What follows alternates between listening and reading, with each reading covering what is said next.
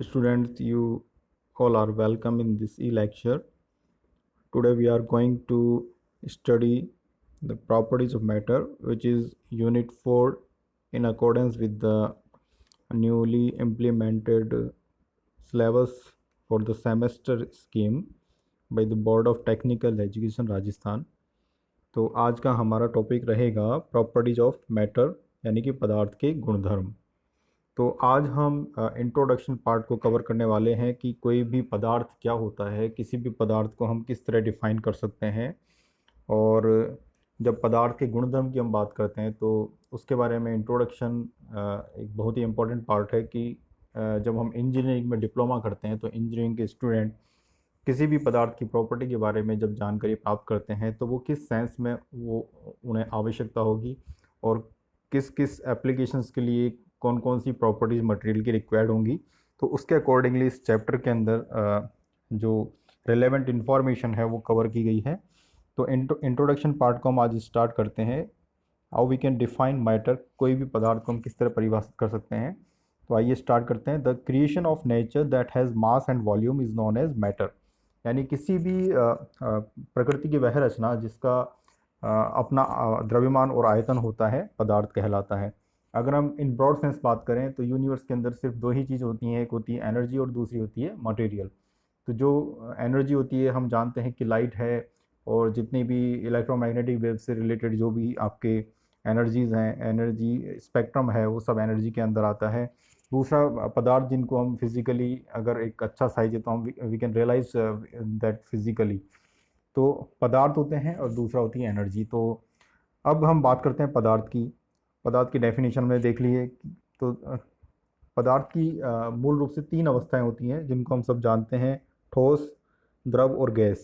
So basically they are three states of matter, solid, liquid and gas. And the fourth state of matter is known as plasma which is out of course for now. चौथी अवस्था और होती है पदार्थ की जिसको हम plasma के नाम से जानते हैं, लेकिन वो इस सिलेबस के कंटेंट का भाग नहीं है, तो इसको हम इन डेप्थ यहाँ पर स्टडी नहीं करने वाले हैं। तो मेनली हम यहाँ पर कॉन्सेंट्रेट करेंगे सॉलिड, लिक्विड एंड गैसेस के ऊपर। अब जब हम पदार्थ की तीनों अवस्थाओं की बात करते हैं, कोई भी पदार्थ तीन अवस्थाओं के अंदर विद्यमान हो सकता है depending upon the temperature and pressure. तो इन तीनों ही अवस्थाओं में मूलभूत जो अंतर है वो ये होता है कि जब हम किसी भी पदार्थ की बात करते हैं तो प्रत्येक पदार्थ अणु और परमाणु से मिलकर बना होता है। तो अणु और परमाणु के बीच में जो एक इंटरमॉलिक्यूलर डिस्टेंस होती है उस पर डिपेंड करता है कि वो पदार्थ किस अवस्था के अंदर रहेगा। जब इंटरमॉलिक्यूलर डिस्टेंस न्यूनतम होती है, सबसे कम होती है, तो वह पदार्थ सॉलिड यानी कि ठोस अवस्था में पाया जाता है। और प्रत्येक ठोस अवस्था के लिए आयतन और आकार निश्चित होता है, यानी कि वॉल्यूम और जो शेप है वो सर्टेन होती है उस मटेरियल के लिए, उस सॉलिड मटेरियल के लिए। इसी प्रकार अगर मैं लिक्विड की बात करता हूँ तो लिक्विड के अंदर जो इंटरमॉलिक्यूलर डिस्टेंस है वो कंपैरेटिवली सॉलिड की तुलना में थोड़ी ज़्यादा होती हैं। और इस प्रकार इनका आयतन तो निश्चित होता है लेकिन इनका आकार निश्चित नहीं होता है। जैसा कि आप देख सकते हो कि किसी भी आपने बीकर में कोई पानी किसी एक पर्टिकुलर आयतन का, किसी पर्टिकुलर द्रव्यमान का आपने कोई भी लिक्विड लिया, तो जिस भी पात्र के अंदर आप लिक्विड को डालते हो तो वो लिक्विड उस पात्र की आकृति ग्रहण कर लेता है। इसका मतलब क्या हुआ कि लिक्विड का आयतन तो निश्चित है लेकिन उसका जो आकार है वो निश्चित नहीं है। हम जिस भी पात्र के अंदर डालेंगे वो उस पात्र का आकार ले लेता है। जब हमने सॉलिड की बात की थी तो सॉलिड मटेरियल हम जानते हैं, कोई भी अपने पास पत्थर का टुकड़ा है या कोई भी हमारे पास लकड़ी का ब्लॉक है, अगर उसको हमने रख दिया तो उसकी उसका जो आयतन है वो भी निश्चित होता है, और उसका जो आकार है यानी कि जो शेप उसकी होती है वो भी निश्चित होती है, वो भी परिवर्तित नहीं होती। ये हमने सबने रियलाइज़ कर रखा है और इसको हम इंटरमॉलिक्यूलर डिस्टेंसेस के आधार पर अभी समझ रहे हैं। इसी प्रकार जब हम गैस की बात करते हैं तो इनके लिए वॉल्यूम और जो शेप है यानी कि आकार है वो दोनों ही अनिश्चित होते हैं। तो क्योंकि इनके बीच की जो इंटरमॉलिक्यूलर डिस्टेंस है वो लिक्विड और सॉलिड दोनों की ही तुलना में काफ़ी ज़्यादा होती है। इस वजह से इनके बीच की जो इंटरमॉलिक्यूलर जो बॉन्डिंग है वो काफ़ी वीक हो जाने के कारण इनका आयतन भी निश्चित नहीं होता है और इनका आकार भी निश्चित नहीं होता है। आप किसी भी गैस की बात कर सकते हो। हम जिस भी रूम में बैठे हैं वहाँ पर गैसेस का मिक्सर है, हम ऑक्सीजन इनहेल कर रहे हैं, लेकिन we can not see the particular kind of gas in a certain volume और सर्टेन शेप। ये जहाँ पर भी होती है वो अपना आकार ले लेती है, फैलती है, तो ना तो इनका आकार निश्चित होता है और नहीं इनका आयतन निश्चित होता है। तो ये बेसिक डिफरेंस है तीनों ही अवस्थाओं के अंदर, सॉलिड, लिक्विड और गैस के अंदर, कि how we can understand the three states of material on the basis of intermolecular distances. So the volume and shape, ये जो फैक्टर हैं वो तीनों ही के लिए हमें पता होना चाहिए कि सॉलिड के लिए वॉल्यूम और शेप दोनों सर्टेन होते हैं, लिक्विड के लिए वॉल्यूम सर्टेन होता है और शेप अनसर्टेन होती है।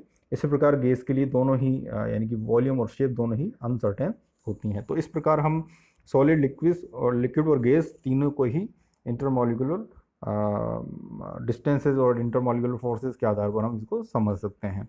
अब बात आती है कि जब हमने तीनों ही अवस्थाओं के बारे में पढ़ा, तो इन तीनों ही अवस्थाओं में क्या हम पदार्थ को इंजीनियरिंग एप्लीकेशंस के अंदर यूज़ करते हैं?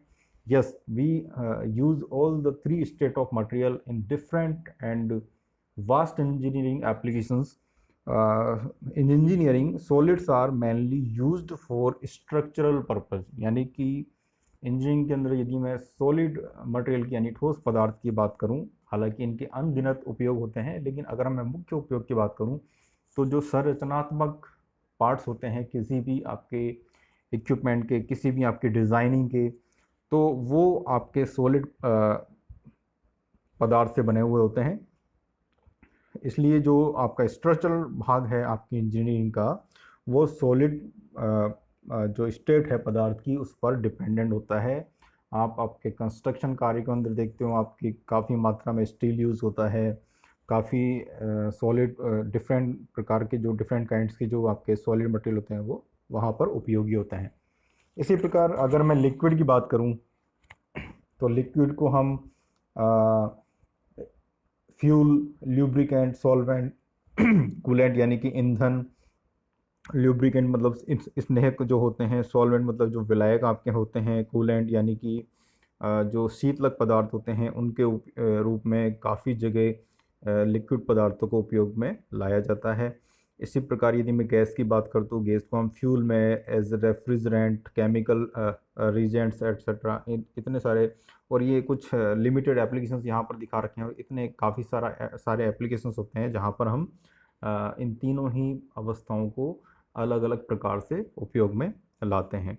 अब हम बात करते हैं प्रॉपर्टीज ऑफ मैटर, यानी कि जो पदार्थ हैं उनकी प्रॉपर्टी की हम बात करते हैं। तो जैसा कि हमने यहाँ पर देखा, इंजीनियरिंग एप्लीकेशंस के अंदर जो सॉलिड्स होते हैं वो स्ट्रक्चरल पार्ट में हम यूज़ करते हैं। तो स्ट्रक्चरल पार्ट के लिए सबसे जो इम्पोर्टेंट प्रॉपर्टी है वो है इलास्टिसिटी, यानी कि कोई भी पदार्थ, जब मैं बाहरी कोई विरूपक बल के प्रभाव में किसी पदार्थ को रखता हूँ, कोई बाहरी बल के प्रभाव में किसी पदार्थ को रखता हूँ, तो हाउ इट विल रिएक्ट, उसके अंदर कौन कौन से किस प्रकार के परिवर्तन वहाँ पर हमें देखने को मिलेंगे।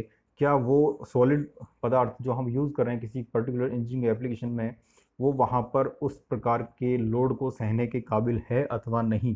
तो उसी के अंदर हम इलास्टिसिटी एक प्रॉपर्टी होती है, उसको हम सॉलिड्स के लिए मेनली, हालांकि इलास्टिसिटी तीनों ही अवस्थाओं में पाई जाती है, लेकिन मेनली अगर हम बात करें तो ये सॉलिड की प्रॉपर्टी होती है। तो जब हम इलास्टिसिटी पढ़ते हैं तो साथ में हम फिर स्ट्रेस भी पढ़ते हैं, यानी कि प्रतिबल भी पढ़ते हैं, विकृति भी पढ़ते हैं, और डिफरेंट काइंड्स ऑफ आपके प्रत्यास्थता गुणांक हैं उनको भी हम पढ़ते हैं। तो ये सभी जो प्रॉपर्टी हैं वो हम सॉलिड के लिए यहाँ पर पढ़ेंगे। फिर हम बात करते हैं लिक्विड की। तो लिक्विड के अंदर जो मेनली जो प्रॉपर्टी है हमारे सिलेबस के अंदर वो है surface tension. Surface tension actually किसी भी सरफेस की प्रॉपर्टी होती है जो कि सरफेस पर जो अणु उपस्थित होते हैं उनके उन पर जो चारों तरफ से इंटरमॉलिक्यूलर फोर्सेस लग रहे हैं, उनके असंतुलन के कारण एक तनाव उस सरफेस पर पैदा होता है, जिसके कारण कोई भी लिक्विड सतह एक तनी हुई झिल्ली के समान व्यवहार करती है। तो ये जो तनी हुई झिल्ली के समान जो व्यवहार है, उसी प्रॉपर्टी को हम पृष्ठ तनाव के नाम से जानते हैं। और काफ़ी जगह हमें पृष्ठ तनाव एप्लीकेशंस की ज़रूरत, पृष्ठ तनाव प्रॉपर्टी की ज़रूरत पड़ती है, तो हम यहाँ पर लिक्विड के लिए पृष्ठ तनाव का अध्ययन करेंगे। फिर हम गैसेस की बात करते हैं, तो गैसेस और लिक्विड की कुछ कंबाइंड प्रॉपर्टी होती हैं, और गैसेस और लिक्विड को हम कंबाइंड रूप से फ्लूइड, एज ए फ्लूइड भी हम जानते हैं। वह पदार्थ की वह अवस्था जो फ्लो हो सके, जिसका प्रवाह संभव हो, उसको हम फ्लूइड कहते हैं। तो लिक्विड और गैस दोनों ही फ्लूइड से भाग हैं। तो अगर हम फ्लूइड की प्रॉपर्टी की बात करें, तो एक प्रॉपर्टी होती है दाब, जिसको हम एकांक क्षेत्रफल पर लगने वाले लंबवत बल के द्वारा समझते हैं।